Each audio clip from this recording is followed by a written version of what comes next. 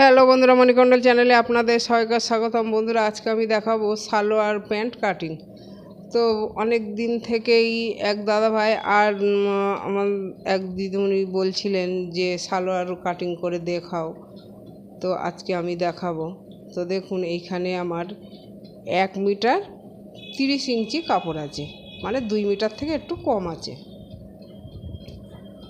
তো প্রথমে দেখুন 4 ভাঁজে ভাঁজ করে নেব। তো এই দিকটি হচ্ছে খোলা দিক, তো খোলা দিকের মুখটি আগে ধরে নিলাম। তারপর যেদিকে কাপড়টি জয়েন্ট আছে, জয়েন্টের সাইডটি ধরে 4 পাটে আমি ভাঁজ দিয়ে দিলাম। দেখুন, নিচের দিকে জয়েন্ট আছে, আমি যেদিকে আছি ওদিকেও জয়েন্ট আছে, আর এদিকে খোলা অংশ। এখানে 4 পাট করা আছে কাপড়টি। তো প্যান্টের লম্বা হবে 38 ইঞ্চ লম্বা হবে। তো এবার আমি ড্রয়িংটি করে নেব। তো দেখুন, এদিক থেকে মানে উপরের দিকেও আমি খোলা অংশ রেখেছি, আর নিচে যে অংশটি বাঁচবে সেটি বেল্ট হয়ে যাবে, ওর জন্য আমি নিচের দিকেই জয়েন্টটি রাখি। তো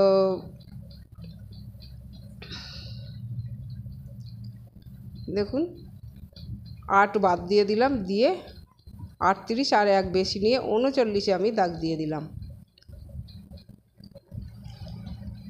আর পায়ের মুহুরিতে বক্রম অন্য কাপড়ে আটকাবো, এখানে পুরো কাপড়ে হবে না। আর এদিক থেকেও দেখুন 8 বার দিয়ে আমি 39-এ দাগ দিয়ে একটু বরাবর করে সমান করে দাগ দিয়ে দিলাম। সালোয়ার কাটিং করতে বন্ধুরা এমন কিছু কঠিন না, আর আমি কিন্তু সুন্দরভাবে মুখে বলেই দিই। তো এখানে দেখুন আমার 31 এসছে, আর 31-এর আধা করে নিলাম 15.5, আর এদিক থেকেও 15.5।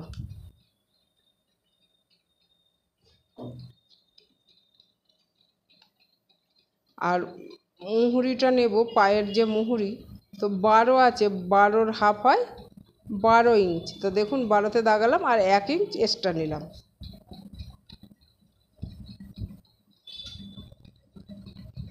নিয়ে দেখুন এই দাগের সঙ্গে এই দাগে মিলিয়ে দাগ কেটে আমি কেটে নেব। আর নিচে যে দেখুন দাগের নিচে যে কাপড়টি এক্সট্রা আছে আমি বেল্ট কাটিং করব। আর বন্ধুরা, ভিডিও দেখে যদি ভালো লাগে লাইক কমেন্ট শেয়ার করবেন, আমার চ্যানেলটি সাবস্ক্রাইব করবেন। আর যে সকল বন্ধুরা ফেসবুকে ইনস্টাগ্রাম দেখেন, একটু ইউটিউবে মনিকা মণ্ডল বলে ছোট্ট চ্যানেল আছে, সাবস্ক্রাইব করে দেবেন। আর দেখুন, এই যে দাগ দিয়ে কাটিং করে যে কাপড়টি এক্সট্রা হয়েছিল ওটাও কেটে নিলাম, আর ওটি বেল্টের কাপড় হয়ে যাবে। আর এই কাপড়টি দেখুন এইখানে এমনভাবে রাখবেন যে এরকম মিলে যাবে, একটু বুঝে বসাবেন। দেখুন মিলে গেছে। আর এদিকে এই যে আমি হায়ের অংশটি কাটবো, তো এইখানে বন্ধুরা 9.5 রেখে আমি কেটে নেব। 9.5 থেকে 10 আপনারা রাখতে পারেন, তো আমি 9.5 নিলাম, নিয়ে দেখুন কেটে দেব। কেটে নেওয়া হয়ে গেছে। এবার দেখুন ওই কাপড়টি কীভাবে জয়েন্টে দিতে হবে। ওদিকে আর ওইখানে কিন্তু 4 পাটে আমার কাপড়টি ছিল, আর এখানেও 4 পাটে আছে। আমি সেলাই করার সময় আবার দেখাবো। চলুন বেল্টটি কেটে নেওয়া যাক। আর বন্ধুরা, আমি তো মাছের ভিডিও দিই আর সেলাই ভিডিও দিই, কার কি ভিডিও ভালো লাগে আমার কমেন্ট করে লিখতে পারেন, তাহলে আমি সেই ভিডিওটি একটু বেশি দেব। আর এখন থেকে আমি একদিন মাছের ভিডিও দেব আর একদিন সেলাই ভিডিও দেব। তো বেল্টের লম্বা থাকবে, বেল্টের চওড়াই থাকবে আমার 10, মানে 8 থাকবে, তো আমি 10 নিয়ে নেব। 2 ইঞ্চ এক্সট্রা নিলাম দড়ি ভরার জায়গার করার জন্য। তো দেখুন এইভাবে কেটে নেব। আর বেল্ট কাটার নিয়ম হচ্ছে কোমর যা থাকবে, মানে হিপ যা থাকবে 4 দিয়ে ভাগ করে 2 এক্সট্রা।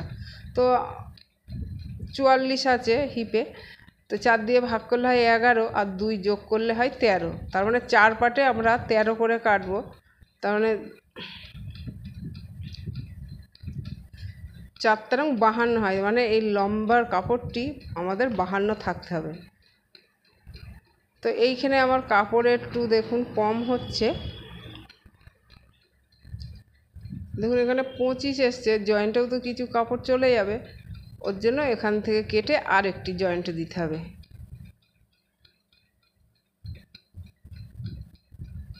আর এইখানে দেখুন আমি 2 ভাঁজে রেখেছি, 2 ভাঁজে করে আমি হিসাবটা করছি।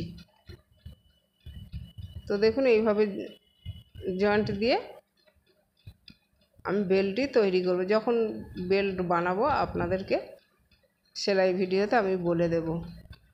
আর এই কাপড়টি যদি না বাঁচে, এই যে আমরা হায়ের অংশটি কেটে যেটা বেঁচেছিল, তো দেখুন এইভাবে একটু মাপ করে নিলাম। তো 24, 25, 26 আরও 4 ইঞ্চ ওদিকে এক্সট্রা হয়েছে। তো দেখুন এই যে হায়ের অংশ কেটে যেটা বাদ দিয়েছিলাম, এই অংশটিও আপনারা মাঝখান দিয়ে জয়েন্ট করে এইভাবে জয়েন্ট করে নেবেন। এই যে দেখুন, আর ভিডিওটি দেখে আপনারা একটু বুঝে নেন। দেখুন ওইভাবে জয়েন্ট করতে হবে, করে এইভাবে কাপড়টা রাখবেন, তখন মাঝখানে সেলাই হয়ে যাবে। আর এইভাবে ঘুরিয়ে এর সঙ্গে মিলিয়ে সেলাই করে দেবেন, এইভাবেও জোড়া যায়। আর ভিডিও দেখার জন্য ধন্যবাদ।